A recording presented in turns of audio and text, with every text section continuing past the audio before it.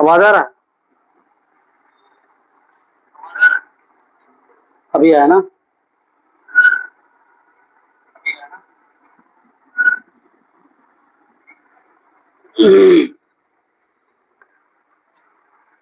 पिछले क्लास में D and F block elements खत्म हो गया था। अब अगला चैप्टर है coordination compound, unit 5।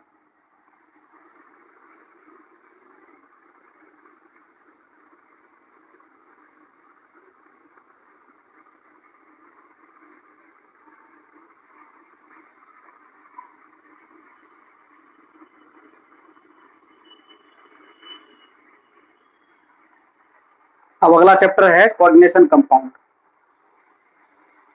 Unit 5। Chapter का नाम है कोऑर्डिनेशन कंपाउंड।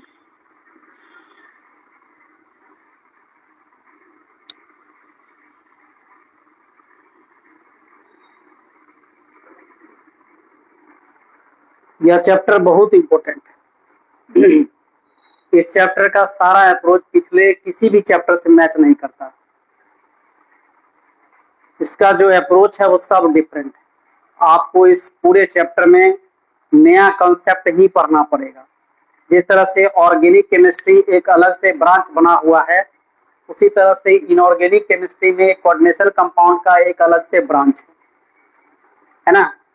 कोऑर्डिनेशन कंपाउंड जितना भी कंपाउंड है सब ट्रांजिशन मेटल का कंपाउंड है। इसमें एक तो ट्रांजिशन मेटल मस्ट रहता ही है। इसके अलावा इसमें निगेटिव आयन या न्यूट्रल मॉलिक्यूल या पॉजिटिव आयन कोई भी लिगेंड के रूप में रहता है। ठीक है, तो ये है क्या, इसको समझिए पहले। कोऑर्डिनेशन कंपाउंड क्या है?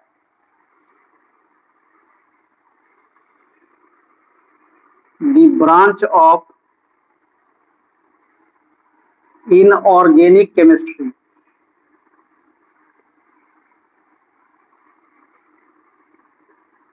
The branch of inorganic chemistry, lecture number हो गया आपको 1 हो गया। The branch of inorganic chemistry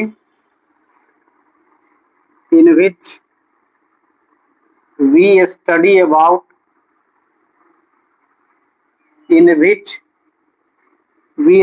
about coordination compound।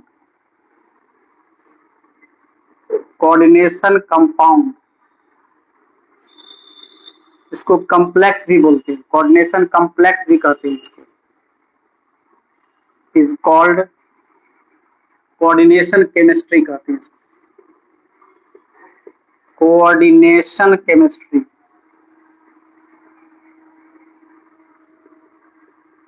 ठीक है, ये इनऑर्गेनिक केमिस्ट्री में भी एक ब्रांच बना हुआ है जिसको हम कोऑर्डिनेशन केमिस्ट्री कहते हैं। आगे जाइएगा क्लास में तो कोऑर्डिनेशन केमिस्ट्री का अलग से एक किताब होता है या उसका एक अलग से ब्रांच होता है। जिस तरह से ऑर्गेनिक केमिस्ट्री है उसी तरह से कोऑर्डिनेशन केमिस्ट्री का ब्रांच होता है। इसमें आपको पढ़ना क्या है? कोऑर्डिनेशन कंपाउंड, और कुछ नहीं पढ़ना। जैसे ऑर्गेनिक केमिस्ट्री में आपको पढ़ना क्या है? ऑर्गेनिक कंपाउंड, और कुछ करना नहीं है। तो ये कोऑर्डिनेशन केमिस्ट्री का डेफिनेशन हुआ। अब देखिए, कोऑर्डिनेशन कंपाउंड किसको कहते हैं? कोऑर्डिनेशन कंपाउंड क्या हुआ?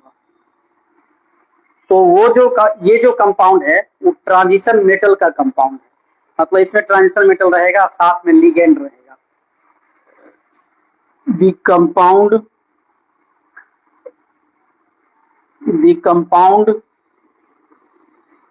which is formed by transition metal and ligand। Ligand में क्या आएगा? तो न्यूट्रल और निगेटिव आयन आएगा कोई भी। ठीक है, the compound which is formed by transition metal and ligand is called is called coordination compound, is called coordination compound. इसको हम कोऑर्डिनेशन कंपाउंड कहते हैं। बहुत ज्यादा डिफिकल्ट नहीं है, आराम से इजी वे में समझिए। ट्रांजिशन मेटल उसको कहते हैं जो डी ब्लॉक एलिमेंट होता है। तो डी ब्लॉक के एलिमेंट के साथ अगर लिगेंड को हम जोड़ करके अगर कोई कंपाउंड बनाते हैं तो उससे हमको बनता है कोऑर्डिनेशन कंपाउंड बनता है। ठीक है, इसके बहुत उदाहरण है, इसके एग्जाम्पल बहुत है। एग्जाम्पल देखिए, जैसे chlorophyll, chlorophyll, it is the coordination compound, coordination compound of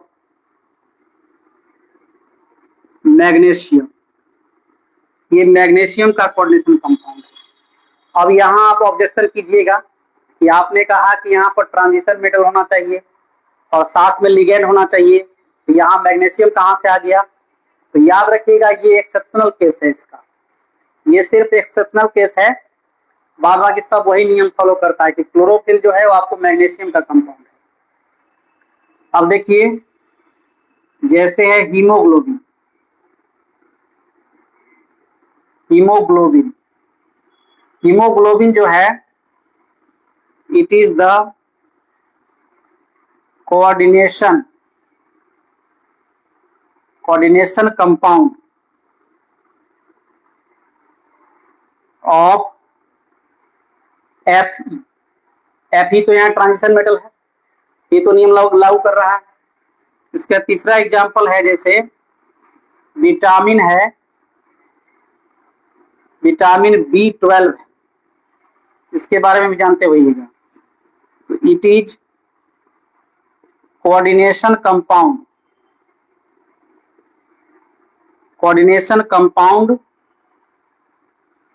of cobalt, यह कोबाल्ट का कोऑर्डिनेशन कंपाउंड है।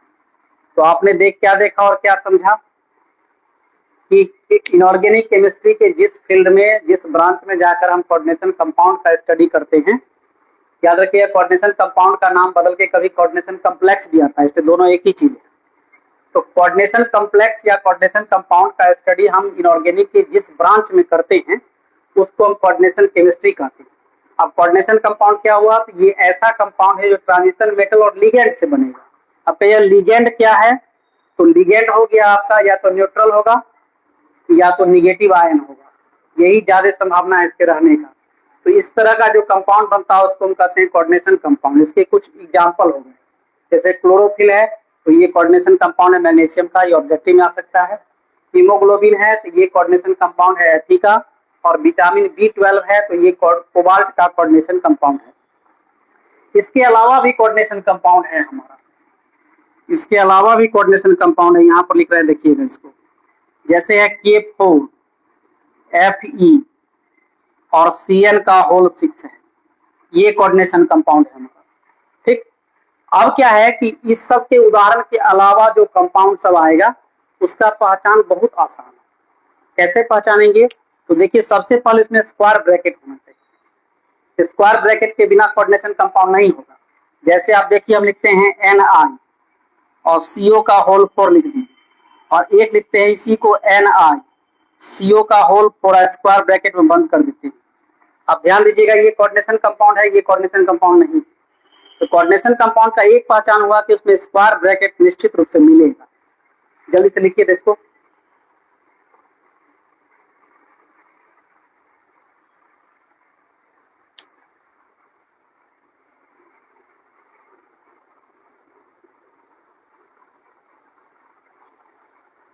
इधर लिख लिए।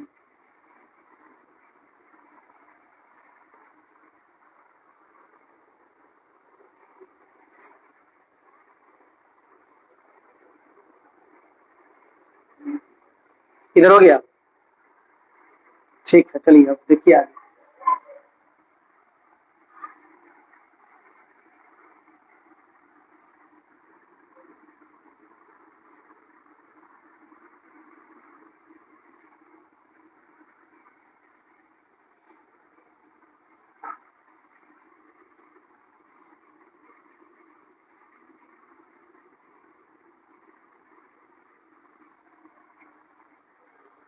अब देखिए इस चैप्टर में ये तो इसका इंट्रोडक्शन हुआ जस्ट लाइक कि कोऑर्डिनेशन केमिस्ट्री क्या है, कोऑर्डिनेशन कंपाउंड क्या है। अब है यहाँ पर वार्नर थ्योरी। वार्नर थ्योरी ये बहुत इंपॉर्टेंट है। आपको बोर्ड में कितना बार में क्वेश्चन इससे पूछा हुआ है। वार्नर थ्योरी, ठीक है, ये साइंटिस्ट थे, इनका बहुत योगदान रहा है कोऑर्डिनेशन कंपाउंड के रिस्पेक्ट में। इसने बहुत ज्यादा जो है इस पर रिसर्च किया है और इनके थ्योरी के आधार पर ही आगे रिसर्च हुआ है, उसी में उसका जो हम लोग एक्सप्लेनेशन पढ़ते हैं। सबसे पहला इनका थ्योरी है the transition metal. The transition metal shows two valency, ठीक है। The transition metal shows two valency. Two valency मतलब टू टाइप का वैलेंसी है ना, two types of valency. Two valency का मतलब सब कहीं गलत न माने हो जाए। टू टाइप्स ऑफ वैलेंसी, ठीक है। पहला वैलेंसी है जिसको हम कहते हैं प्राइमरी वैलेंसी। Primary valency. और दूसरा जो है इसको कहते हैं सेकेंडरी वैलेंसी। सेकेंडरी वैलेंसी, ठीक है। जितना भी कंपाउंड होता है उसमें मेटल एक ही तरह का वैलेंसी शो करता है। जैसे आपसे पूछेंगे NaCl में Na का वैलेंसी कितना है, तो यहाँ एक देखकर कहिएगा एक है। जैसे हम कहेंगे यहाँ पर MgCl2, पूछेंगे मेटल का वैलेंसी कितना है तो दो कहिएगा। तो यहाँ वैलेंसी फिक्स है, जैसे Mg कहीं भी रहेगा तो दो ही वैलेंसी शो करेगा। लेकिन आप जानते हैं कि ट्रांजिशन मेटल जो भी है वो वेरिएबल वैलेंसी का है, उसका वैलेंसी बदलते रहता है, फिक्स नहीं रहता। तो अब रह गया कि यहाँ दो तरह से देख रहे हैं, Fe के बाहर में 4 देख रहे हैं और Fe के अंदर में देख रहे हैं 6 है। तो ये क्या हुआ, ये क्या हुआ, तो याद रखिएगा इसको कहते हैं प्राइमरी वैलेंसी और इसको कहते हैं सेकेंडरी वैलेंसी कहते हैं। स्क्वायर ब्रैकेट के अंदर भी वैलेंसी, स्क्वायर ब्रैकेट के बाहर भी वैलेंसी है। तो बाहर जो होगा उसको कहते हैं प्राइमरी वैलेंसी।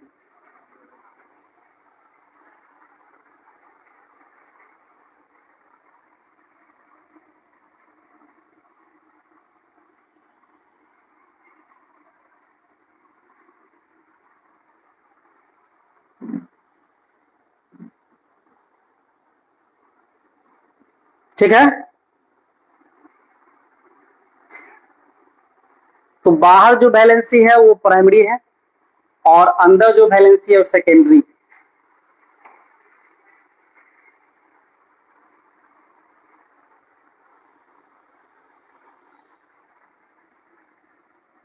दूसरा पॉइंट देखिए, primary valency is stable and non ionizable, sorry and ionizable, ठीक है। इट इज satisfied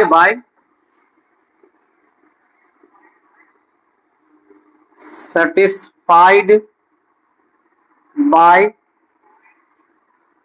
पॉजिटिव और निगेटिव आयन, ठीक है। ये किसी पॉजिटिव या निगेटिव आयन से सेटिस्फाइड रहता है,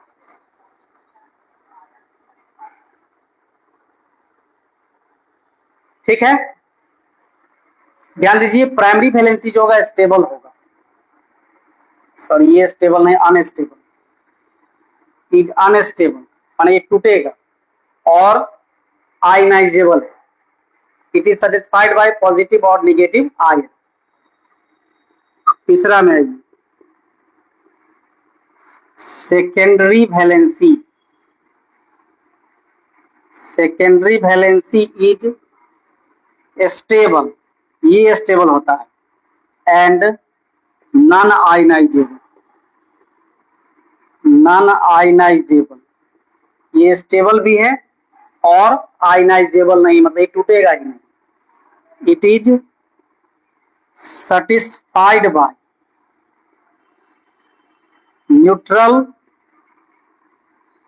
न्यूट्रल और anionic molecule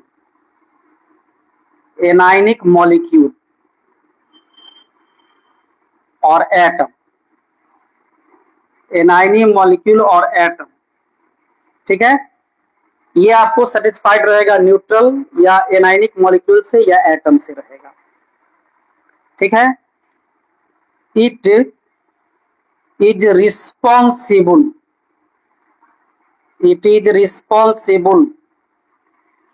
for the coordination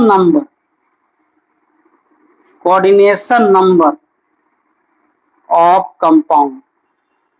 अगर कंपाउंड का आपको कोऑर्डिनेशन नंबर निकालना है तो आप कहीं मत जाइए, उसके सेकेंडरी वैलेंसी को देख लीजिए। जितना उसका सेकेंडरी वैलेंसी होगा वही उसका होता है कोऑर्डिनेशन नंबर होता है।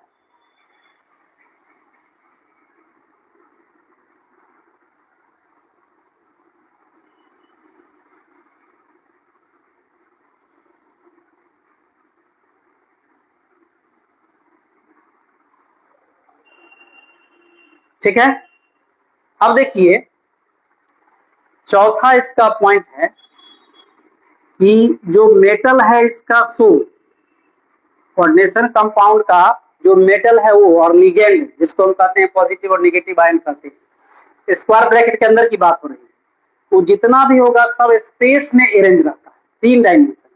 उसको प्लेन में नहीं बनाते, कुछ प्लेन में भी बनता है लेकिन वो स्पेस में अरेंज रहता है। इसको कोऑर्डिनेशन पॉलीहेड्रा कहते हैं। The spatial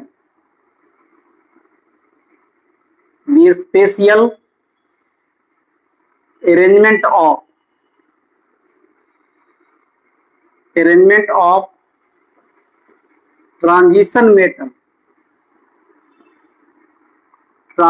metal and ligand is called coordination polyhedra. Ligand आगे बताइए, कोऑर्डिनेशन पॉलीहेड्रा कहते हैं इसको। ठीक है, एग्जाम्पल में बहुत सारा स्ट्रक्चर जैसे स्क्वायर प्लेनर है, जैसे स्क्वायर पिरामिडल है, जैसे टेट्राहेड्रल है, जैसे ऑक्टाहेड्रल है, ETC। ये सब स्पेशियल स्ट्रक्चर है।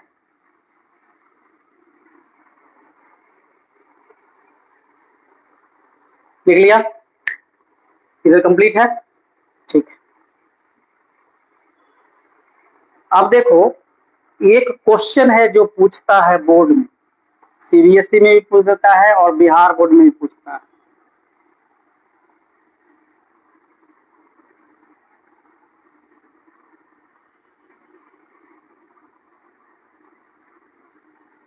एक बात बताओ, कोऑर्डिनेशन कंपाउंड में 2 वैलेंसी है, एक बाहर और एक अंदर। किस वैलेंसी को हम तोड़ सकते हैं? बाहर वाले को, अंदर वाला वैलेंसी नहीं टूटेगा। ठीक है, अब देखो डिफरेंस बिटवीन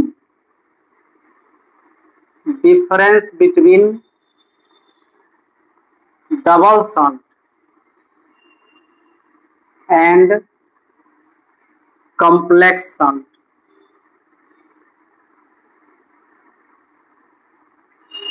ये बहुत इंपॉर्टेंट है, difference between double salt and complex salt. ठीक है, अब देखो इधर लिखेंगे हम डबल सॉल्ट और इधर लिखेंगे हम complex salt.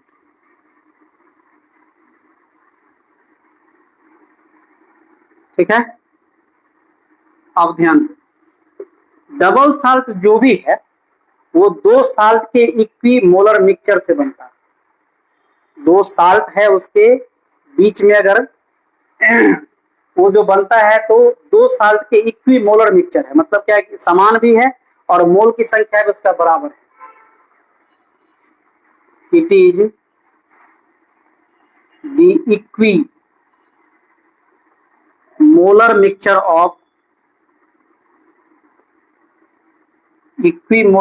Of two salts. ये दो साल्ट के इक्वी मोलर मिक्सचर है। ये क्या है? It is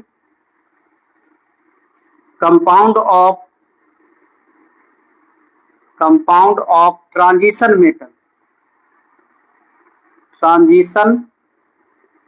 metal and ligand.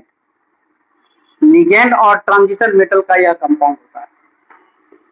दूसरा है इट इज आयोनाइजेबल। इसको अगर पानी में डालेंगे तो ये टूट जाएगा। इसमें क्या है? It is non ionisable.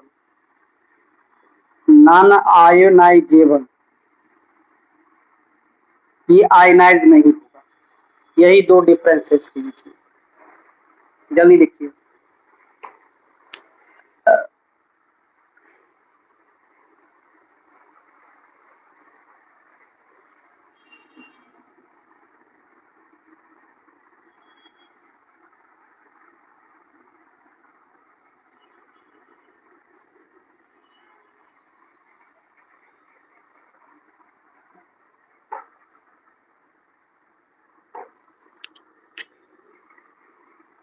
अब अगला टॉपिक है some basic concepts.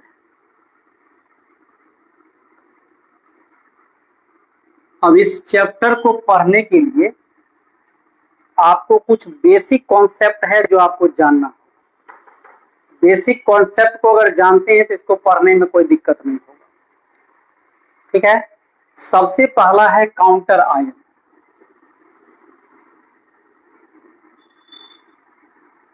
Counter ion किसको कहेंगे? काउंटर आयन क्या होगा? अब देखिए, जो कॉम्प्लेक्स है उसमें आप देखें स्क्वायर ब्रैकेट के अंदर में भी कुछ लिखा रहता है, बाहर में भी कुछ लिखा रहता है। तो स्क्वायर ब्रैकेट के बाहर वाला जो पार्ट होगा उसी को हम कहते हैं counter ion. The outside part of square bracket या outside part of coordination compound, the outside part of coordination compound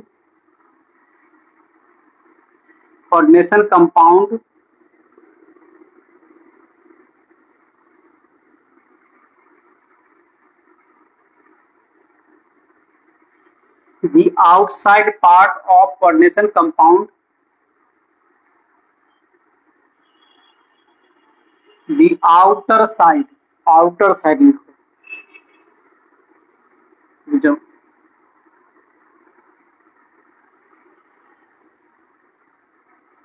the outer side of square bracket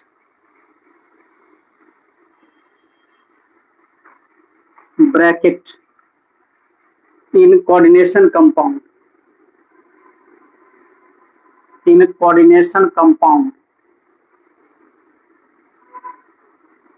is called counter ion। ठीक है। The outer side of A square bracket, एक square bracket की जो outer side होंगे उसी को हम कहते हैं काउंटर आयन। जैसे एग्जांपल से समझो, K4 है, Fe है और Cn का होल 6 है। इसका काउंटर आयन क्या होगा? इसका काउंटर आयन K होगा। जिसकी संख्या पूछेंगे तब होगा 4। वैसे काउंटर आयन हो गया के। अब दूसरा एग्जांपल जैसे है CO NH3 का होल 4 H2O, फिर हो गया Cl और Cl2 है, तो काउंटर आयन इसमें कौन हो गया, यहां हो गया Cl। अब देखो Cl कितने जगह पर है, दो जगह पर है, Cl यहां भी है और Cl यहां भी है, तो काउंटर आयन में ये नहीं आएगा, काउंटर आयन में यही आएगा, ये फिर किस में आ जाएगा, लिगेंड में आ जाएगा। तो जो जहां रहेगा उसी के बारे में बात करेंगे। अब रह गया कि काउंटर आयन स्क्वायर ब्रैकेट से पहले है तो वो पॉजिटिव कहलाएगा, काउंटर आयन स्क्वायर ब्रैकेट के बाहर है, राइट साइड है, तो वो निगेटिव कहलाएगा, है ना। कभी कभी ऐसा भी होगा कि दोनों साइड भी आपको आ सकता है काउंटर आयन, इस साइड भी रहेगा उस साइड भी रहेगा, अपना समझ लीजिएगा। तो काउंटर आयन किसको कहते हैं, स्क्वायर ब्रैकेट के बाहर वाले भाग। काउंटर आयन किसको कहेंगे, स्क्वायर ब्रैकेट के बाहर वाले भाग को कहेंगे, है ना। अगर स्क्वायर ब्रैकेट से पहले है तो वह काउंटर आयन पॉजिटिव होगा, अगर बाद में है तो वो निगेटिव होगा। इधर लिख लिए।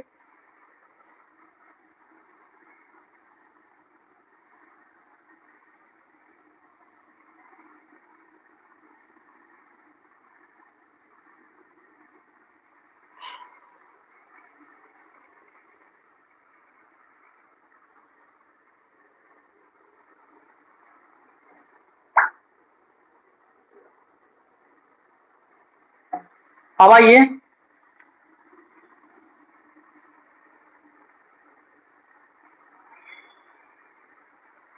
अब दूसरा टॉपिक है जिसका नाम है coordination complex.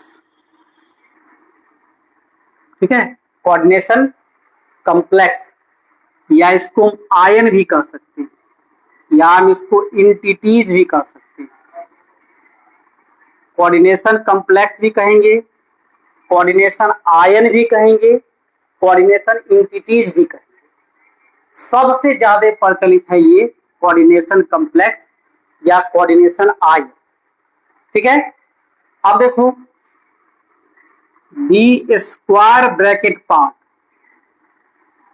The square bracket part of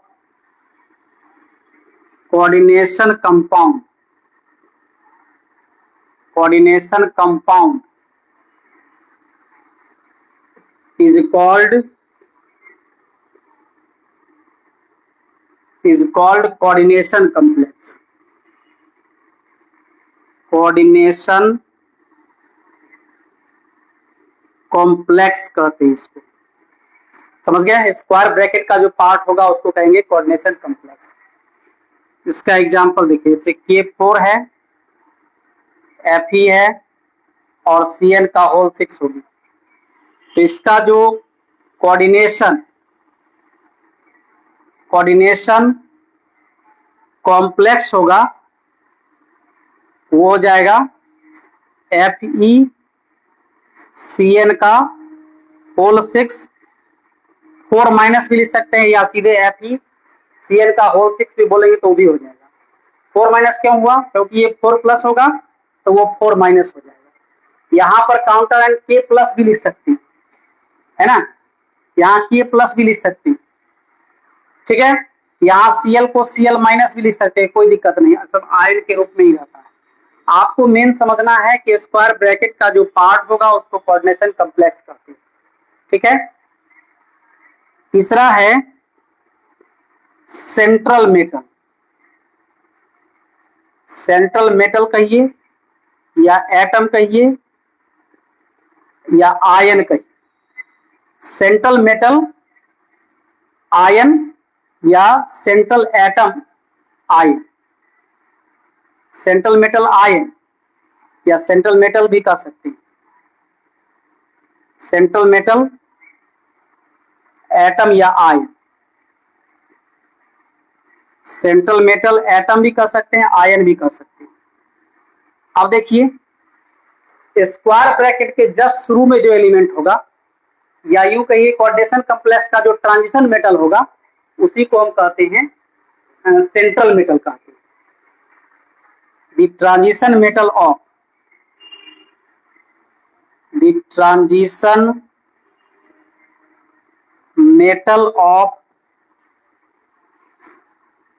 coordination complex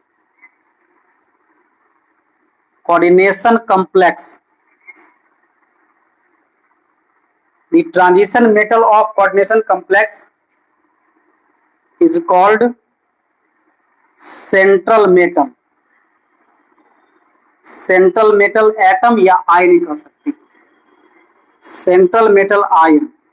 जैसे एग्जांपल देखो K4Fe का होल 6, इसका सेंट्रल मेटल क्या हो जाएगा, इसका सेंट्रल मेटल हो जाएगा Fe हो जाएगा, क्योंकि सेंट्रल मेटल जब भी रहेगा स्क्वायर ब्रैकेट के जस्ट बगल में रहेगा। समझा गया? अब देखिए लिगेंड क्या है।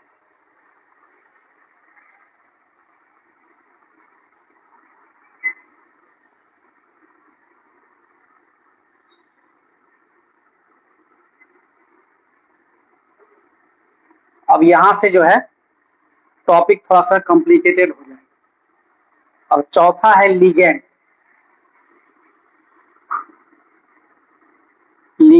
ये बहुत इंपॉर्टेंट है, जहां जहां वीवीआई लिखते हैं उसको ध्यान रखिएगा, ये बोर्ड के लिए बहुत इंपॉर्टेंट क्वेश्चन है। लिगेंड क्या है? अब कोऑर्डिनेशन कॉम्प्लेक्स में सेंट्रल मेटल से या ट्रांजिशन मेटल से जो जुड़ा रहेगा अंदर, उसी को लिगेंड कहेंगे। ठीक है? द मॉलिक्यूल और आयन, द मॉलिक्यूल और ion which is attached with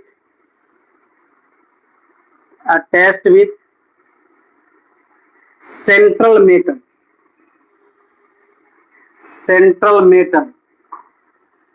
is called ligand। ठीक है?